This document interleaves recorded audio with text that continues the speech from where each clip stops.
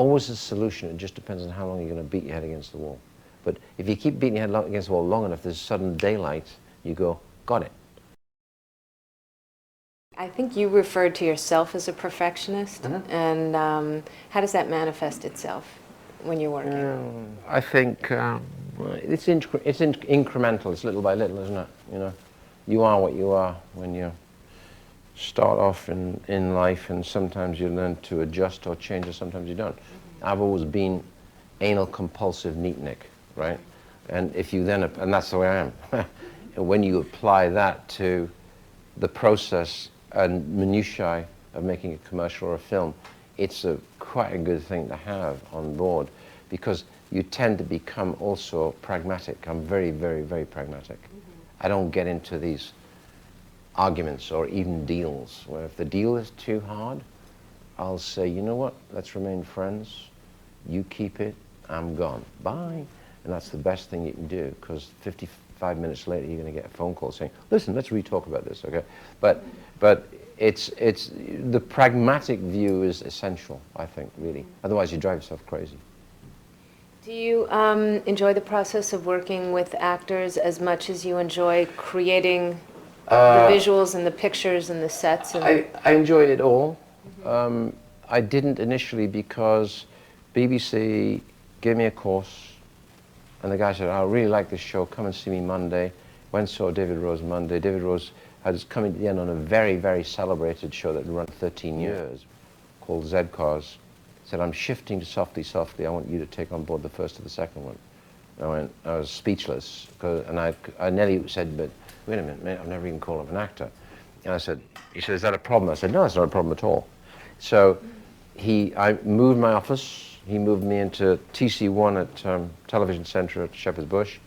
I was given an office and an outer office and a secretary, and said, this is your first script.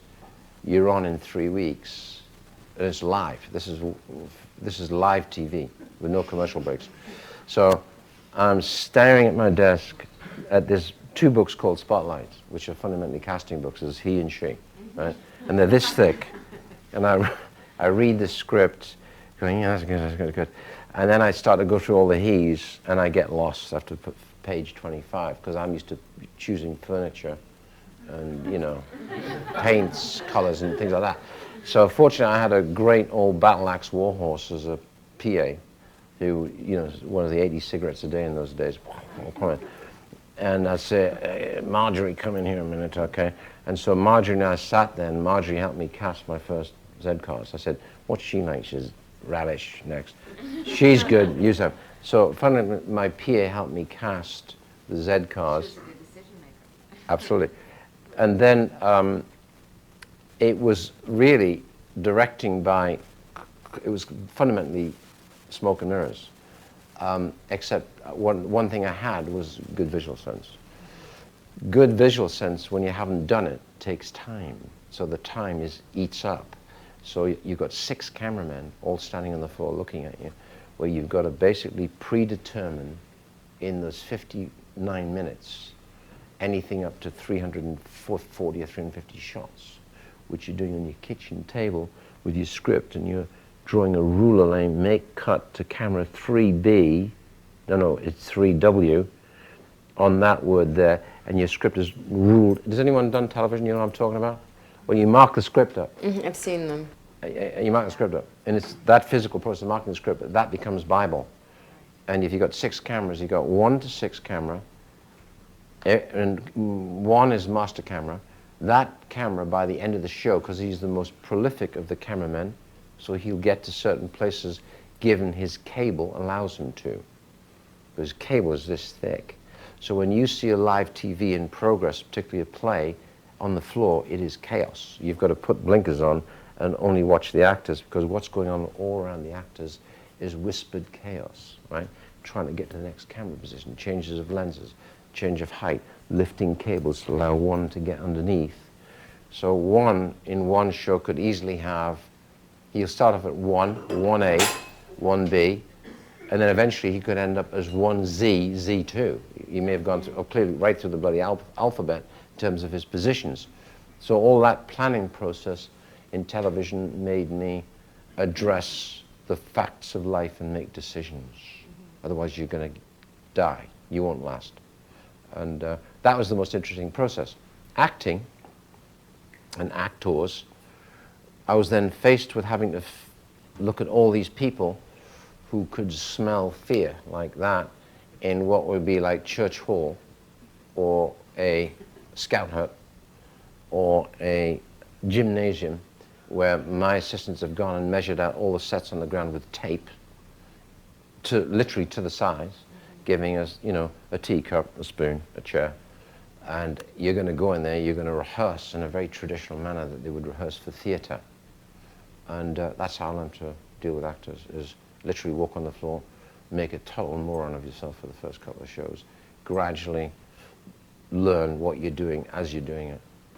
So did you then let them do what they were doing, watch them, then go back No. and replay in your script No, I made again? terrible errors. The star of the show was Stratford Johns, who had been a star, big British star, God rest her, so he just died, for 13 years in this show, absolute household word name. And on the second of Softly Softly, I went into him and said, you know, Stratford, I think we should kind of work on changing your character. I was nearly fired. Okay? Stratford looked at me like I'm a moron, total silence, walked off, got himself a cup of tea, and then Mike, the producers arrived about 11 o'clock and took me on one side saying, we don't change the character of the person who's been very successful for 13 years. And, But in terms of that whole, the ruling of the scripts, et cetera, when you're going to do a huge production, for example, like Gladiator or Blade Runner, when everything... That's easy. It feels easy compared to that. Do you envision it the same Yeah, way? yeah. I mean, in those days, it was all absolute intuition about drama and what an actor should do. And I think I've got good intuition about what I want. So I'd hit the phone, I suddenly started to enjoy the process of the tape floor, the chairs, tables, and saying, right, Stratford, you're going to come through that door, he's going to be here. And I found I eased into it very easily. Because what I try not to do, any actors in the room? Okay, here we go. Right. What I try not to do, I try to be as, make the process as fun and as interesting as possible. And therefore the whole encouragement process from the actor is for me to create an absolute platform of safety for them. I mean, metaphorical. They feel safe. If they feel safe, then they'll do anything, right? And then, because what's happening is you're both moving forward, not knowing quite what you want to do. I mean, I know exactly what I want to do, but I'm not sure quite how capable he's far he can go. Or he may say it's something to me, which is something I hadn't thought of, in which case I will always say, that's a great idea. It's better than, I never thought of that. That's terrific. And that's what I'm always looking for. I'm looking for, so the hardest thing when you're casting is that beware of the great read at the table, because that may be all you ever get. And once you get, and that, by the way, that's only going to be one scene or two scenes. And don't forget, if this person is going for that role, and it's important, and therefore a lot of scenes, I want to see what kind of stamina he's got. If you haven't got stamina, this dies. It starts to fade away, right? And therefore, I always want the inventive process. I want him to say, yeah, that's good, that's cool, that works. But you know, if I do this, and you have that, you build the character and build the scene. How much do your films change from your vision of them while you're shooting to when you get into the post-production and editing process? Pretty accurate, because I start to see, so I've just done an 8-9 day trip around Morocco, Minorca and Malta. Again, I know them well, but I went into areas in Morocco I haven't seen before. And one of the reason you choose a location, I choose a location, is because I'm already seeing, okay, I'm going to come in 9.5 months, I'm going to come through here, and he's going to be there, and he's going to be there. So I'm starting to see it. So that can go into, well, I think that's that's the way my brain works, you know. And I think that probably goes back, way back to years of art. I was passionate about art school, whereas academically, absolutely disastrous, right? And when somebody advised me to go to art school, my life changed. So the 4 years, the provincial art school was daytime, day work, and night school. In 4 years, I must have done every night of the week that God could give me. I'd do full school and then stay right through night school. Do you prefer the digital technology now to, like, say, matte painting or any of those crafts? Does it seem any different to you? Yeah, I mean, digital, with the best world in the world, the best matte artists, which probably the greatest was at Universal. Who was he? Albert Whitlock? Whitlock. Whitlock was the greatest, and I knew Whitlock, and he said the problem is, he said, I do these beautiful matte shots. He said, then I see the film looks like shit. He said, and then goes along, and then suddenly here's this beautiful shot, and everybody goes, oh, there's a matte painting. So he said, it drives me crazy, because it was trying to find, because his life was all about beauty, and frequently in those huge films, there's not that kind of time. But digitally, I think is great. I think the only danger about digital work and CGI is that it's taken the punch out of the explosion. It takes the drama and fear out of it takes the drama out of the situation, because no one could survive that blast down that tunnel with Tom Cruise flying upside down with a helicopter chasing him. That lost me right there. I'm sorry, Tom, but it was ridiculous, right?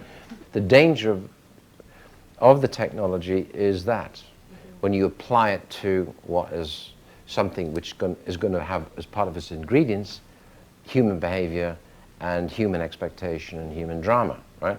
Unless you're doing pure sci-fi or pure, where you've got to be very careful how you use it, because I think otherwise it undermines, what's the matter with American Beauty? Good movie.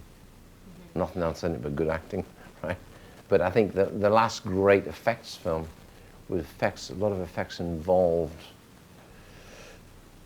that I could say I really, really, really loved. Pressed. I'd have to think about it. That was one of the things about seeing Apocalypse Now when it came out this last time, was just how emotionally powerful just the opening scene was, because there were no special effects. Yeah. I mean, it was just happening.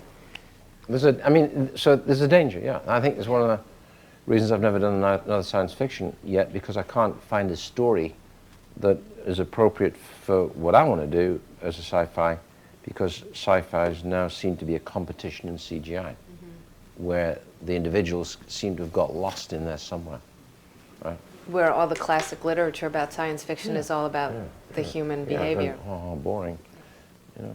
And yet the technology is amazing. Amazing. So I think what it means is if you're entering that arena, you better make sure your script catches it up. And that's what I'm looking for, is something which really quantifies and justifies the use of this superior technology as to how to use it properly. And because I do sense a tower, well, I can't say that after last weekend was Spider-Man.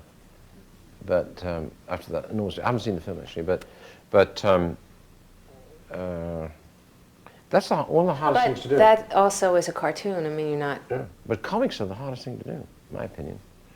To write a script for Batman is really tough, Whether or not that script or those scripts were successful, I'm not going to say.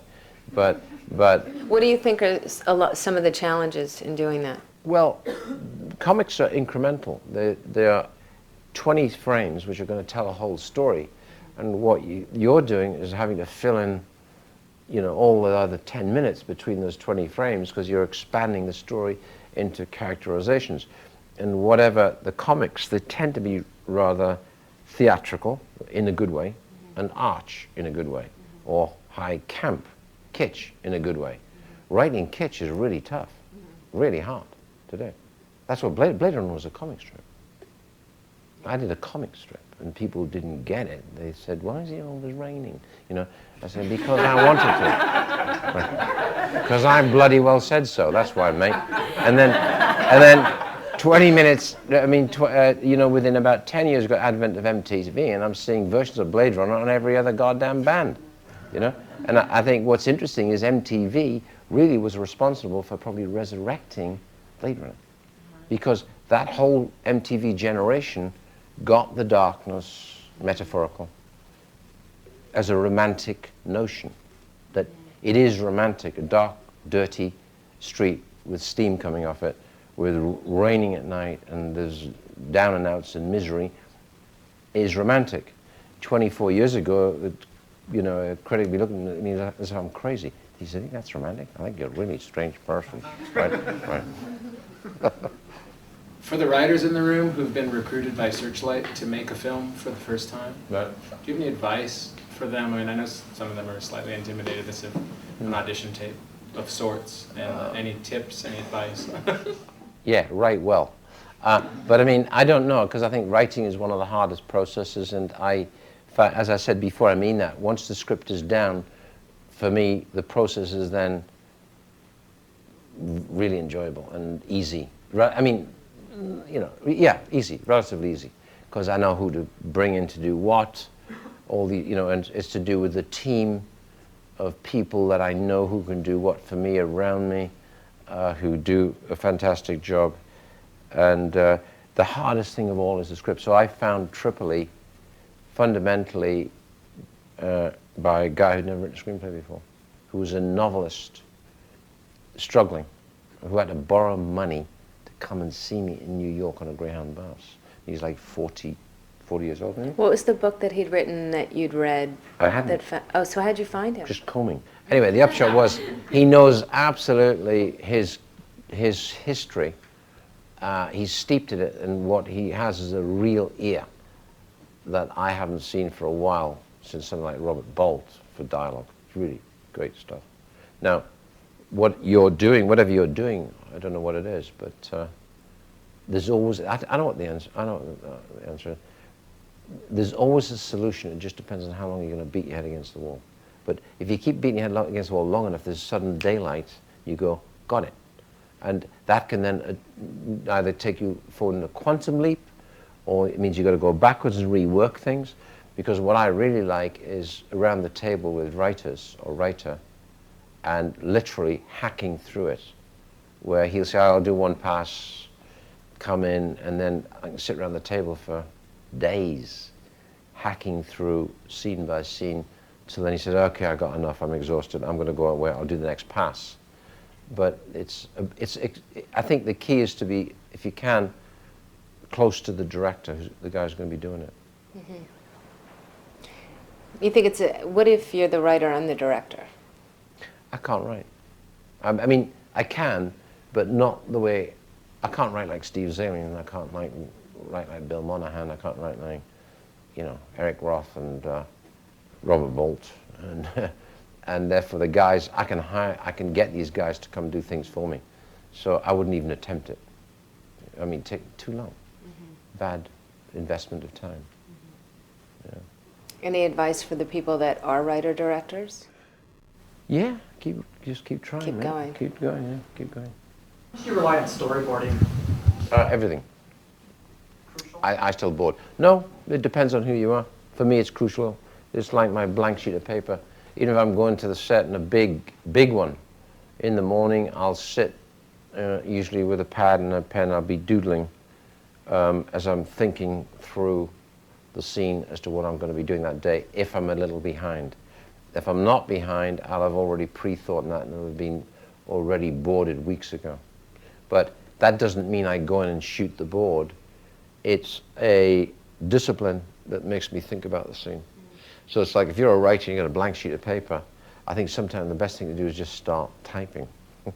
Once upon a time, there's a guy named Joe, right? And then you go and think of another reason to go make another cup of coffee, right?